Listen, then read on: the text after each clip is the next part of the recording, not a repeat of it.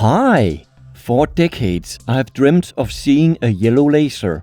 I think my dream has finally come true. I have bought 3 lasers, claiming to have 2 new laser colors for my experiments and collection. In this video I will test their color, also known as the wavelength of their light, and their output power. Are they as advertised by the online seller? Some surprises await, both good and bad. Though the interesting question is, are they yellow? I would like to test your opinion.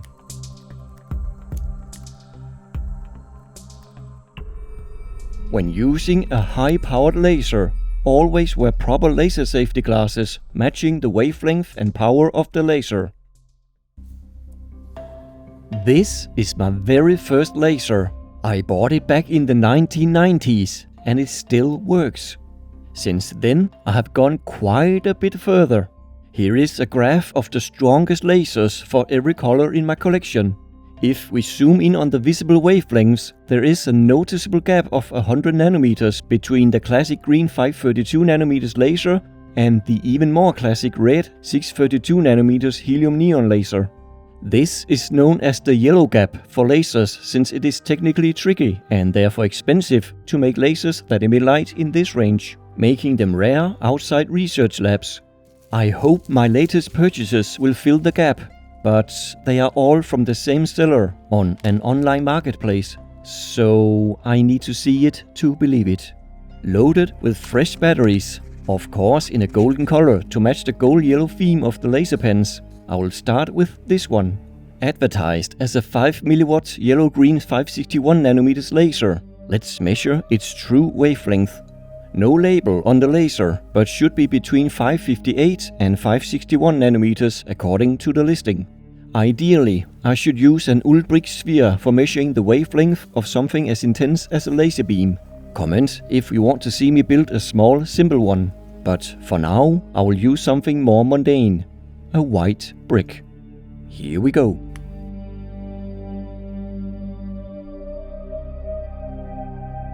Nice!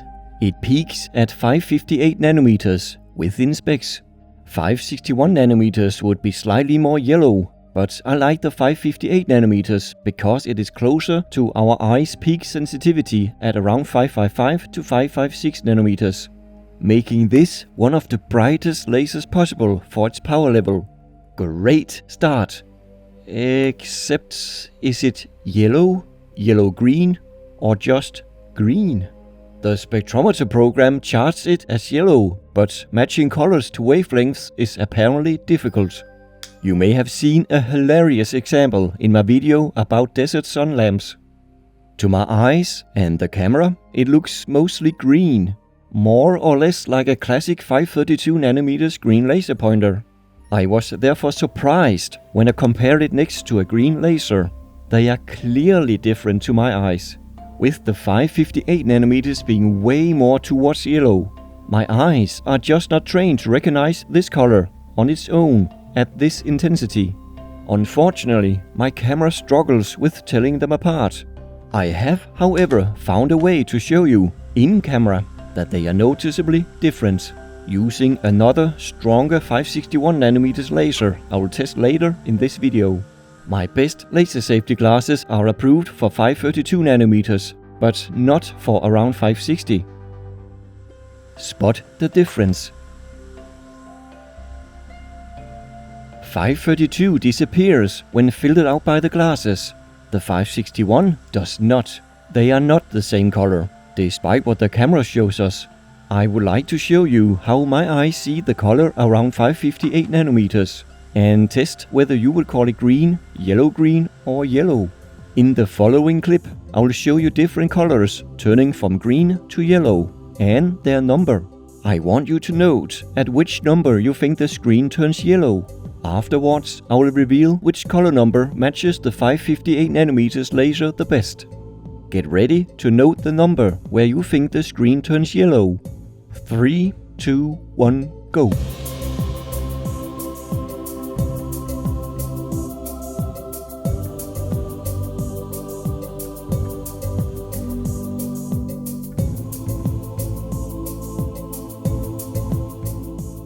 Alright, comment with the number where it turned yellow to you. There are no right or wrong answers. It is all about how it looked to your eyes on your screen. The color number matching the 558 nanometers the closest to my eyes on my screen is, well, after several trials, I would say it is number 16. And none of them match the 532 nanometers closely. This one is a close match to 532 nanometers on my screen. Hopefully, this demonstrates how different these two laser colors are. The colors may not be a perfect match, but the difference in colors should not be far off. 558 nanometers is a great new chartreuse color to me. Speaking of new colors, here's another one. Advertised as a 5mW yellow 589 nanometers laser. Let's test it. Should be 589 to 591 nanometers according to the listing, and 591 according to its label.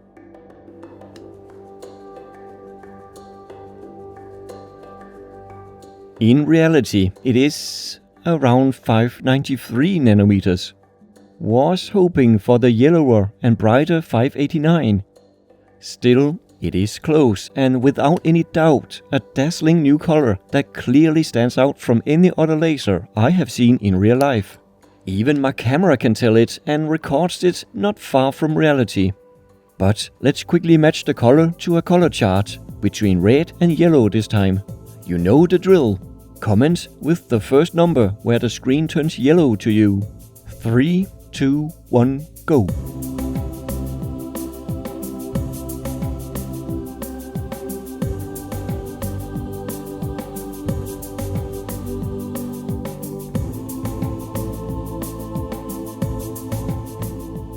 For me, the closest match to the 593 nanometers laser is color number 40. I would not call this yellow, more amber yellow or even orange. On the other hand, in Denmark we do call the middle traffic lights yellow, even though they are amber. With that in mind, I guess this laser could pass as yellow too.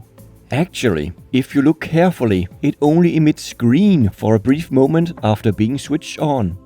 I tried capturing the flash of green on the spectrometer. It is 532 nanometers, revealing its inner workings are closely related to that of a green DPSS laser. I believe the 1186 nanometers peak is just a second-order diffraction of the bright 593 nanometers amber light, since it is not always there and only together with a very high 593 nanometers peak. The visible amber color light being bent so much by the diffraction grating in the spectrometer that it hits where 1186 nanometers infrared would have hit the sensor as first-order diffraction.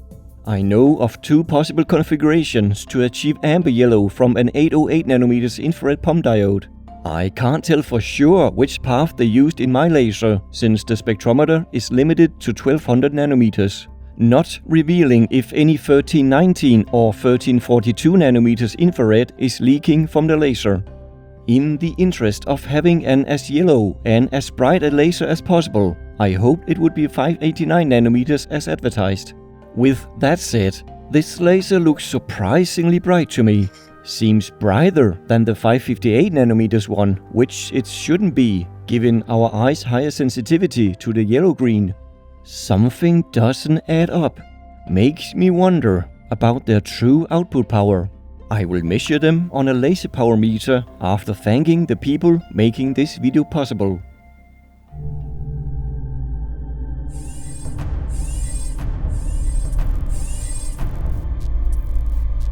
A huge thank you to all my patrons. The lasers, spectrometer and laser power meters. This whole video is a result of your sustained support of my channel. For just $1 a month, you can help me out too and get full access to all my posts on patreon.com. Link to my Patreon page in the description. Thank you. Alright, time to test the real optical power output. For these relatively weak lasers, I will keep my warm hands out of frame, since the laser power meter basically measures how much it is heated up. I want it all to be from the lasers, not my hands. With the LPM set to the correct wavelength, let's try the yellow-green first. Should be around 5 milliwatts.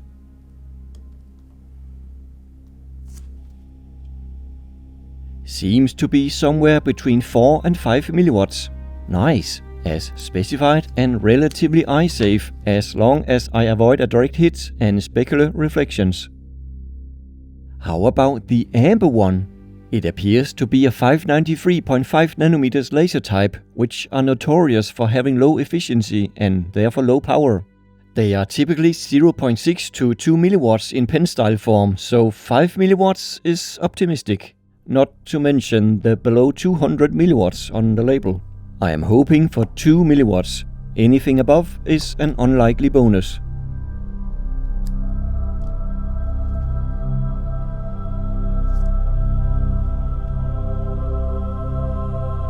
"23 milliwatts? How did I mesh up this measurement this much? The LPM is set to the right wavelength and nothing else is heating it up. The laser is not perfectly infrared filtered, but the infrared leakage is much lower in power than the amber light, so shouldn't add 20 milliwatts. Second try.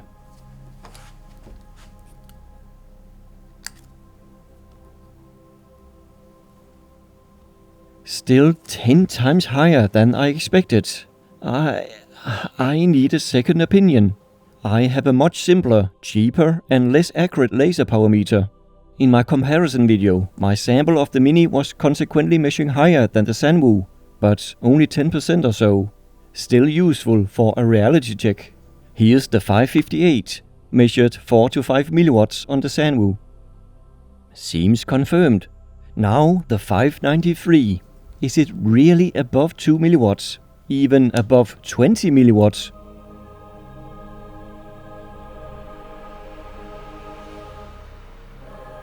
Wow, I am starting to believe that it is a 20 milliwatts 593.5 nanometers laser. Especially because it is clearly brighter than the 5 milliwatts 558.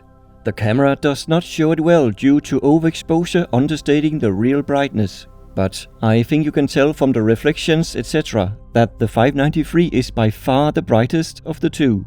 Around 3 times brighter according to calculations based on the measurements. What a gem of an efficient crystal set in this one. Or a very strong pump diode to achieve 20 milliwatts of amber colored output. Speaking of strong pump diodes, I later bought this laser from the same online seller. Should be 80 to 100 milliwatts at 561 nanometers. Almost too good to be true at this price point. Only alternative at the time of purchase was $6,000. Ouch. Wavelength first.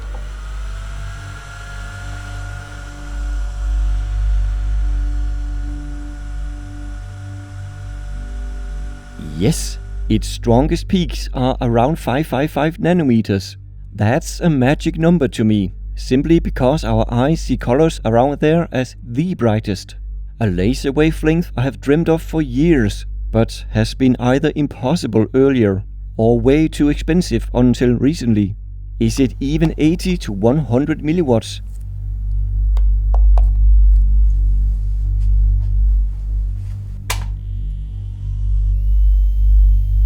Oh, well, can't win them all. I just cannot be disappointed with 28 milliwatts at around 555 nanometers and 20 milliwatts at 593. Finally, I have some lasers to fill the yellow gap. They may not be yellow to my eyes, but hit rare, exotic, technically tricky wavelengths and not at low powers. They are also useful for experiments. Subscribe if you want to see a future video about what the 593 nanometers laser will do to the highly yellow absorbing alexandrite glass. And remember to click like if you like this video enough to watch this far and want to see more like it. In any case, thanks for watching. Bye for now.